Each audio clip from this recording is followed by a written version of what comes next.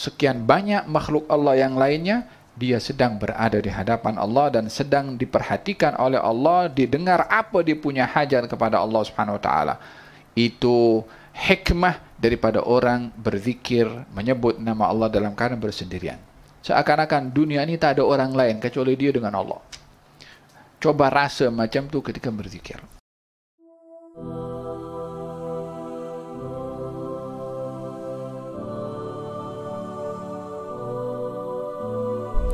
وعن أبي هريرة رضي الله عنه أن رسول الله صلى الله عليه وسلم قال يقول الله تعالى أنا عند ظن عبدي بي وأنا معه إذا ذكرني وإن ذكرني في نفسه ذكرته في نفسي وإن ذكرني في الملأ ذكرته في الملأ خير منه متفق عليه.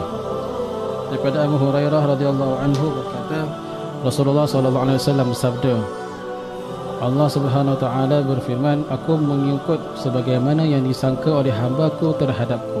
Aku bersama hamba-Ku apabila dia mengingatiku. Sekiranya dia mengingatiku dalam dirinya, aku juga ingat kepadanya dalam diriku. Sekiranya dia mengingatiku dalam satu kumpulan, aku mengingatinya dalam kumpulan makhluk-makhluk yang lebih mulia daripada mereka. Aywa, hadis ini memberi pelajaran kepada kita beberapa perkara. Yang pertama, anjuran untuk berbaik sangka kepada Allah. Faidah daripada berbaik sangka kepada Allah, Allah akan berikan apa yang kita sangkakan dengan sangka yang baik itu kepada Allah. Seseorang yang bersangka baik, kalau Allah ampunkan dosanya, maka insya Allah Allah ampunkan dosanya. Seseorang yang berbaik sangka kepada Allah bahawa doanya mustajab, maka insya Allah doanya mustajab. Seseorang yang berbaik sangka kepada Allah, hajatnya ditunaikan, insya Allah hajatnya ditunaikan. Seseorang yang berbaik sangka kepada Allah, perjalanannya itu selamat, insya Allah ia akan selamat. Bergantung kepada kita punya baik sangka kepada Allah. Sebaliknya pun sama. Orang berburuk sangka kepada Allah Subhanahu wa taala, jangan-jangan aku punya doa tak diterima oleh Allah. Pasal engkau punya buruk sangka, doa engkau tak diterima oleh Allah. Siapa suruh buruk sangka kepada Allah? Ada peluang berbaik sangka, dia pula buruk sangka kepada Allah. Yang merasa dengan buruk sangka, dia mengatakan mungkinlah hajat aku tak tertunai. Tak tertunai pun engkau punya hajat. Mungkin jodoh saya ni tak baik, akan tak baik jodohnya. Jangan salahkan Allah dalam hal ini. Awak yang punya sifat buruk sangka kepada Allah Subhanahu wa taala. Jangan-jangan perjalanan ini akan jadi problem nanti. Problem awak punya perjalanan.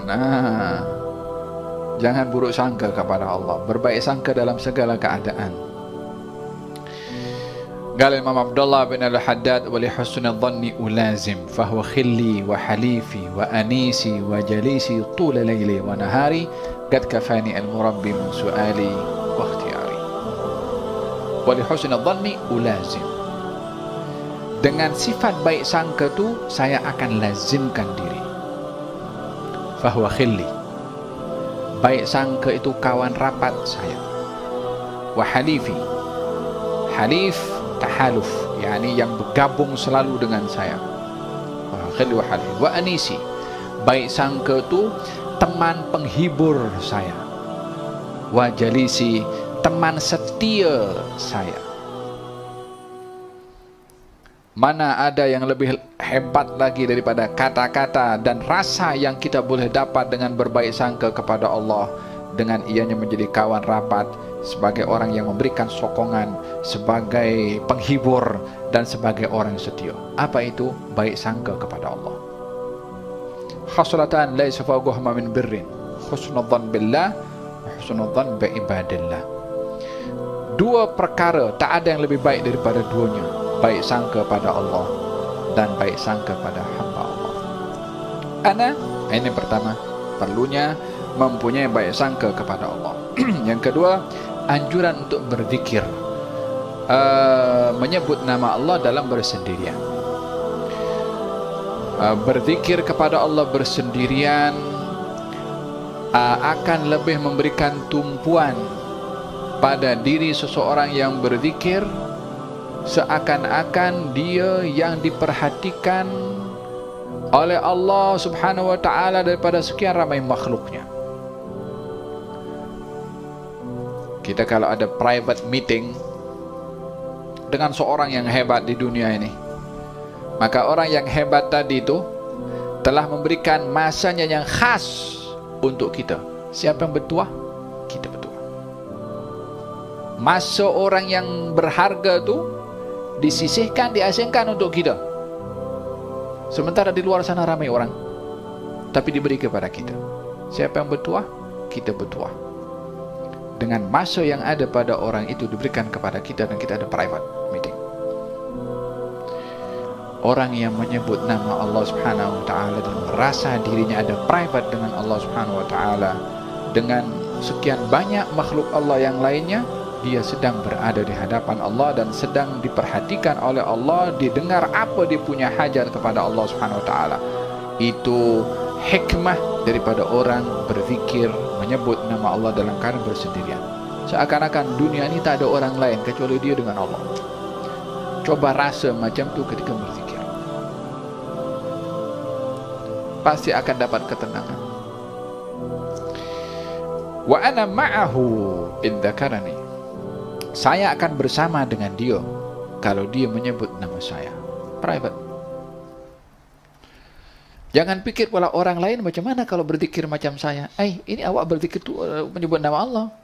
Kalau jumpa dengan orang besar, jumpa di sini, dia tak boleh the same time jumpa dengan orang lain. Allah tak boleh disibukkan dengan apa saja. Faham tak?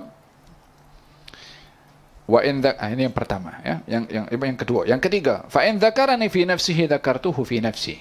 Kalau dia sebut namaku pada dirinya, aku sebut namanya pada diriku. Anjuran untuk berzikir secara bersendirian. Yang keempat, wa in dzakarani fi mala'in dzakartuhu fi mala'in khair min mala'i. Anjuran untuk berzikir di hadapan orang ramai. Macam tadi kita baca Ratib al-Haddad, baca kita Ratib Abdurrahman, Umar bin Abdurrahman al-Attas, kita baca ramai-ramai. Mungkin yang di rumah pun juga baca juga. Janganlah di sini baca ratib, di sana minum kopi. Bacalah ratib juga di rumah. Sama-sama ikut.